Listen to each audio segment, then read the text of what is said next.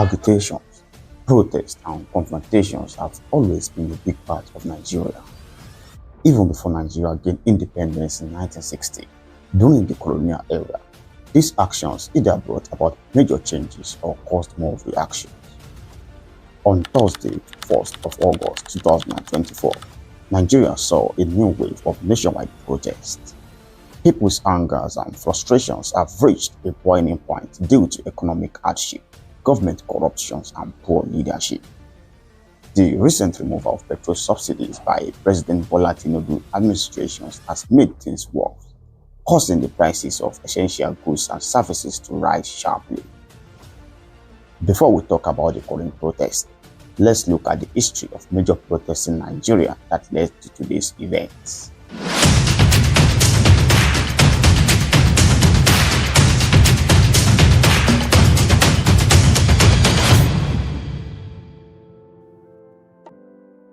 The Aba Women's Riot. The Aba Women's Riot in 1929 was a major revolt against British colonial rule. Women protested against taxes and unfair policies, leading to about 50 deaths. The Abeokuta Women Revolt in 1947. Another important protest was the Abeokuta Women Revolt in 1947, led by Funmilayo Ransome-Kuti, the mother of famous musician Fela Abeokuta. She protested against unfair taxes. Earlier in October 1946, she led the Abeokuta Ladies Club in a protest against Alake of Egbaland, Obasan Ladapo Ademola II, and submitted a list of demands. One of their main demands was to stop taxing women in Abeokuta, among other welfare issues.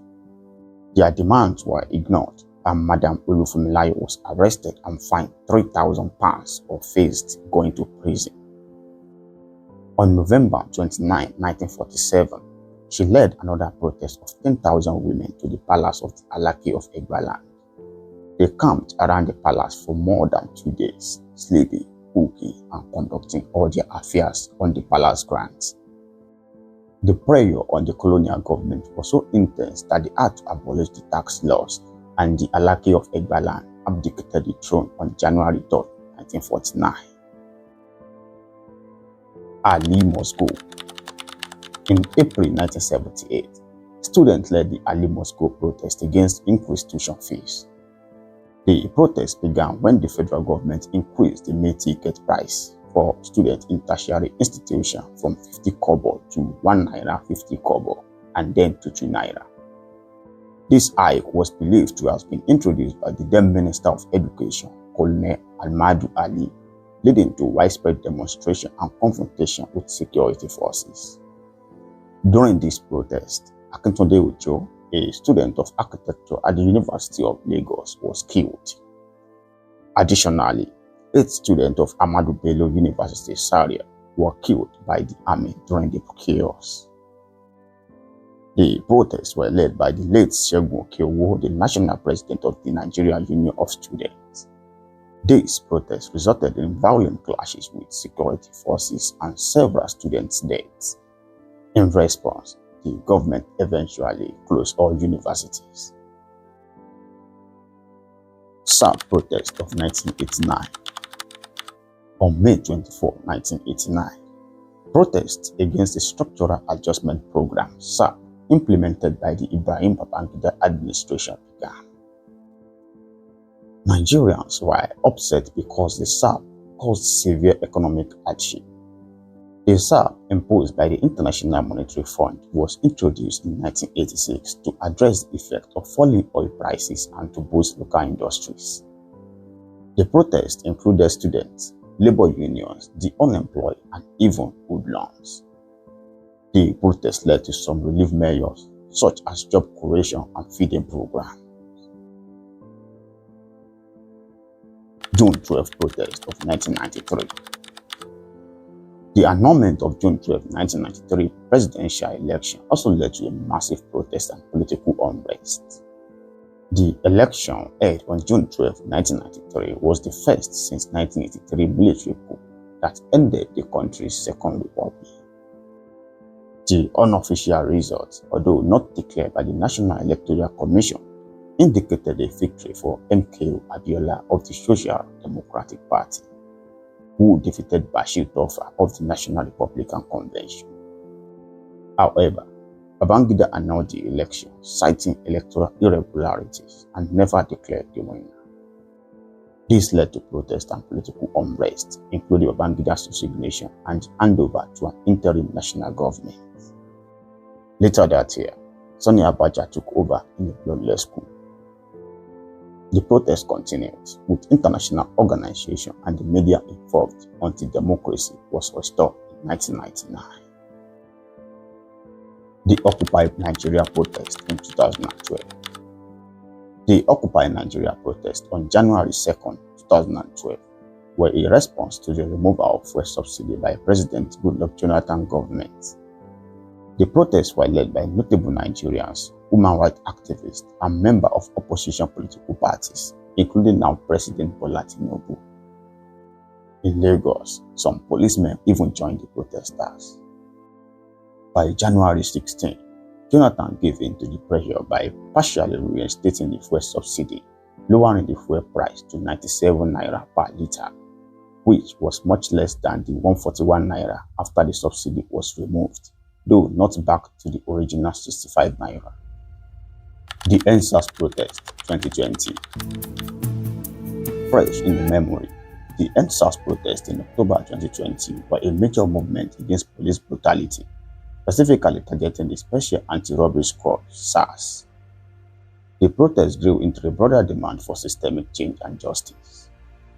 On October 11, 2020, protesters made 5 key demands to the government: the release of arrested protesters, justice for victims of police brutality, independent investigation of police misconduct, psychological evaluation and retraining of SARS operatives, and increased police salaries. The government response included banning several police units from routine patrols, but the protests continued.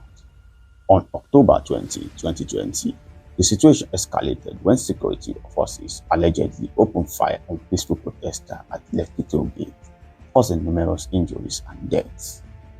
This tragic event was confirmed by a judicial panel set up by the government, which described the incident as a massacre.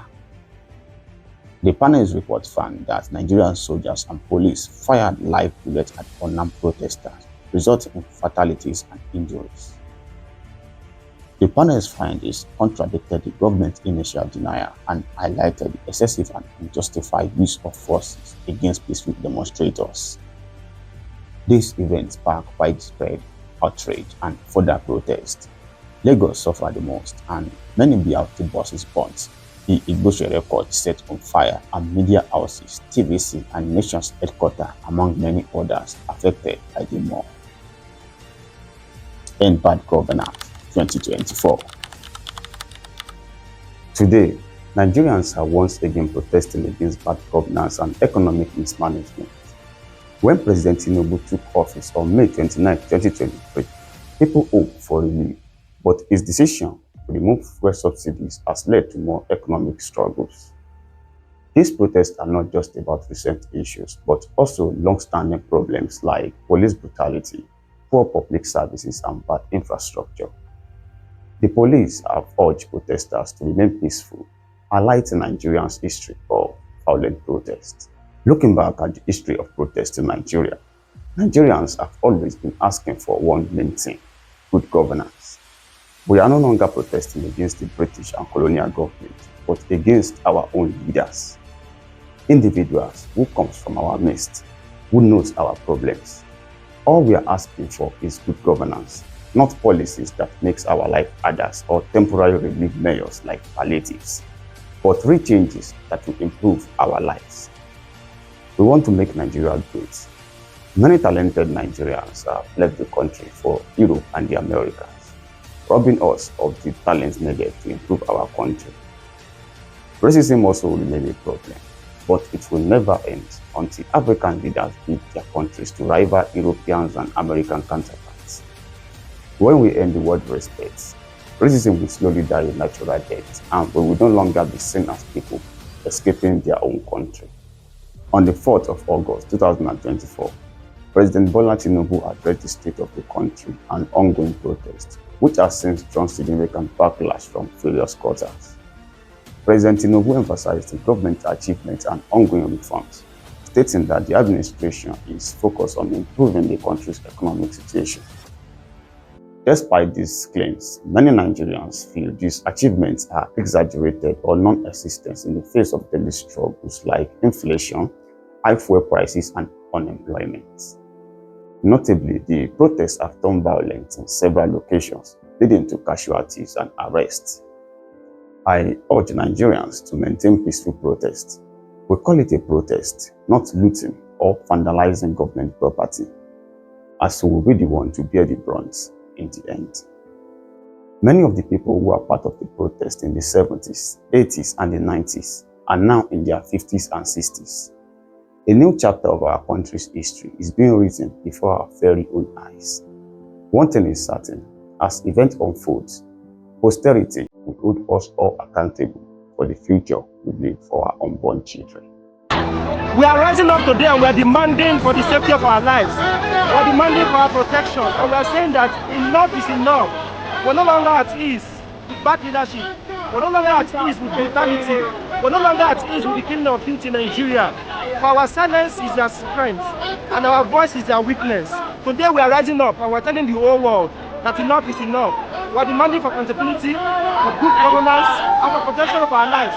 In the Constitution, the welfare and security of Nigerians is the primary duty of the government. So these people have no business to be our leaders. They have no business being our political rulers if they can't protect our lives, because every other right derives from the right of life, right to life.